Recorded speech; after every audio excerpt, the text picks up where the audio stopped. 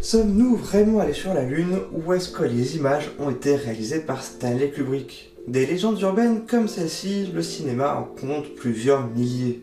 Qu'il s'agisse d'une autopsie d'extraterrestres ou encore d'un prétendu pendu dans le décor du Magicien d'Oz, les légendes urbaines, les images troublantes et autres complots forment un ensemble étrange et vaste du milieu audiovisuel. Mais pourquoi est-ce que nos caméras attirent autant les complots et légendes de tout genre? En fait, tout n'est pas toujours que complot. Il peut tout aussi bien s'agir de théories morbides et de réflexions douteuses autour d'un film ou d'une vidéo. D'un côté, les théories du complot ont inspiré bien des fictions. Bon nombre de thrillers et autres intrigues à suspense jouent sur ce filon pour créer des nouveaux nœuds dramaturgiques à leur histoire. L'idée qu'il se passe quelque chose qui nous dépasse nous tient en haleine jusqu'au dénouement. Nous aimerions savoir jusqu'où toute cette histoire qui nous dépasse va nous mener et surtout à quel prix. Certains films peuvent aussi évoquer de véritables affaires et complots. Des histoires vraies ou presque vraies qui stimulent d'autant plus notre imaginaire collectif. Un imaginaire collectif qui peut aussi nourrir une forme de parano. Ce sentiment étrange apparaît d'ailleurs souvent parce que le complot au cinéma dépasse le cadre même du film. On pourrait d'ailleurs beaucoup parler de The Blair Witch Project. En utilisant la technique du found footage, The Blair Witch Project sème le doute dans ce qui est vrai ou non dans le film, rendant son propos plus effrayant encore. Depuis son succès en salle, plein d'autres œuvres ont suivi, en prenant le même principe comme la saga Paranormal Activity.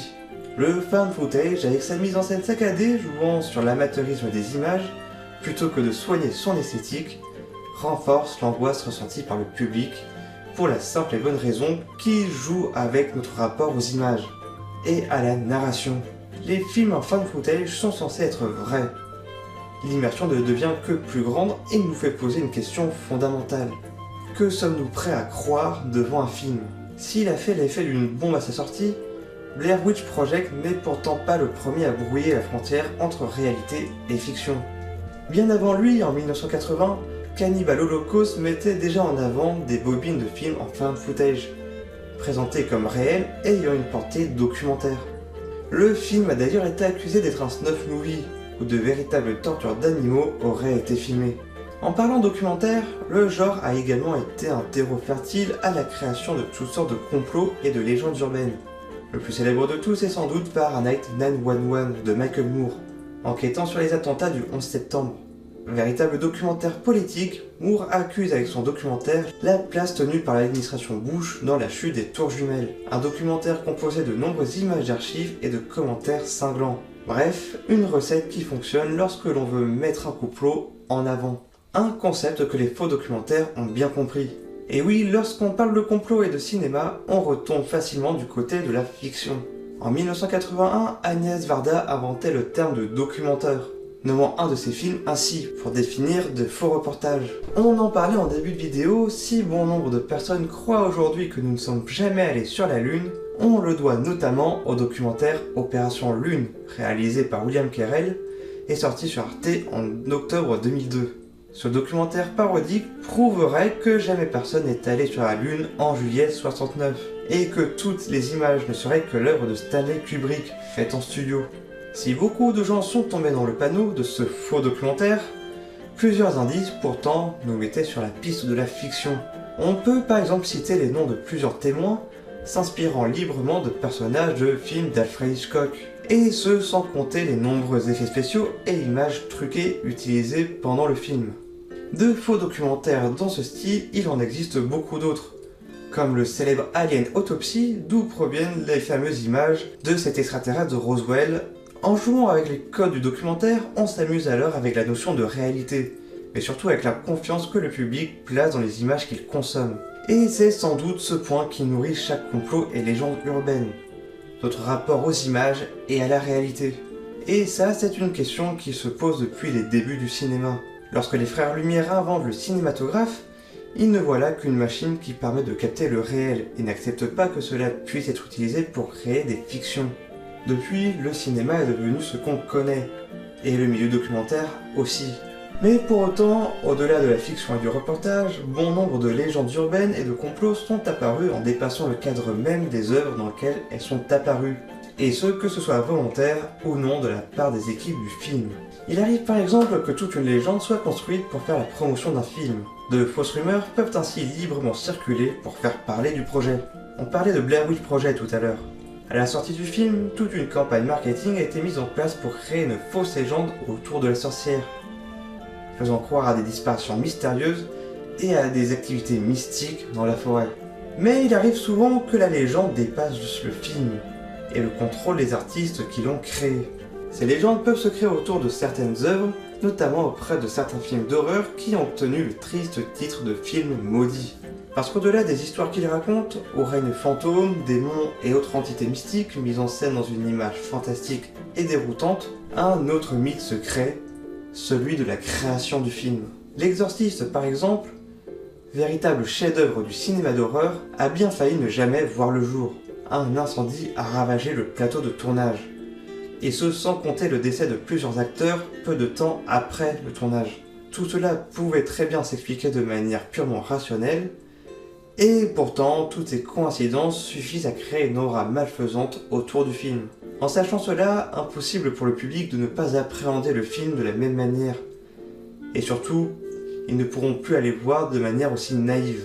Des histoires comme celle de l'Exorciste, il en existe plein d'autres, comme ça peut être le cas avec Poltergeist. Bien sûr, la production a su jouer de ces légendes pour vendre leur film. La légende dépasse ainsi le cadre même du film, un peu comme dans The Ring, finalement.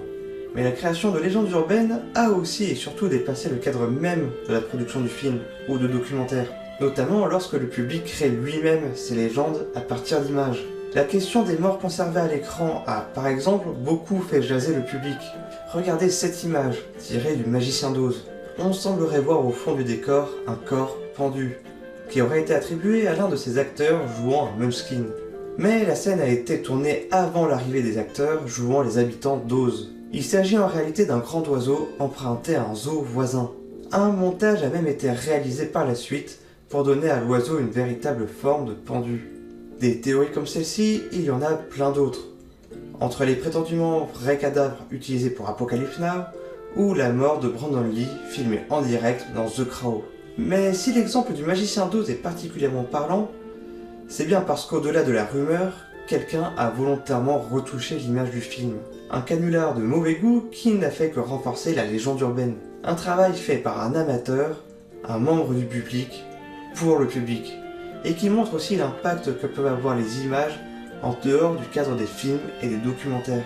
À l'ère des réseaux sociaux et de la surinformation, et la prolifération de fake news, le cadre entre fiction et réalité se brouille de plus en plus.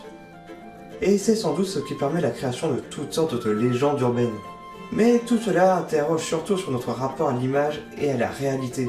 Qu'il s'agisse de films de fiction ou de documentaires, nous sommes aujourd'hui plus que jamais baignés par les images, et nous avons intégré, même inconsciemment, tous les codes du genre. Tout est codifié, et nous pensons savoir à qui donner notre confiance. Mais ce serait oublier à quel point les images peuvent être trompeuses. Le cinéma comme la photographie ont souvent été mis en avant pour leur capacité à capter le réel et la vérité mieux que n'importe quelle autre technique qui les précède. Mais c'était oublier que ces deux médias sont aujourd'hui des formes d'art. Des formes d'art que chacun peut manipuler, l'image selon ses désirs et ses intentions. On accorde à l'image une esthétique et un symbolisme qui en font cette forme d'art que l'on apprécie tant. Si certains ont tenté de revenir à l'idée de cinéma vérité, il est déjà trop tard. Peut-on encore faire confiance aux images? On en revient donc à un concept dont j'ai déjà parlé sur cette chaîne, la suspension constantie de l'incrédulité.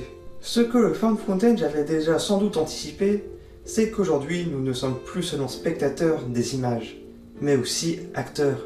Nous sommes tous devenus créateurs d'images, créant de nouveaux codes, de nouvelles manières de voir l'image, de la manipuler et de l'interpréter. Ce n'est donc plus seulement la frontière entre réel et fiction qui se brouille aujourd'hui, mais aussi la barrière entre amateurisme et professionnalisme.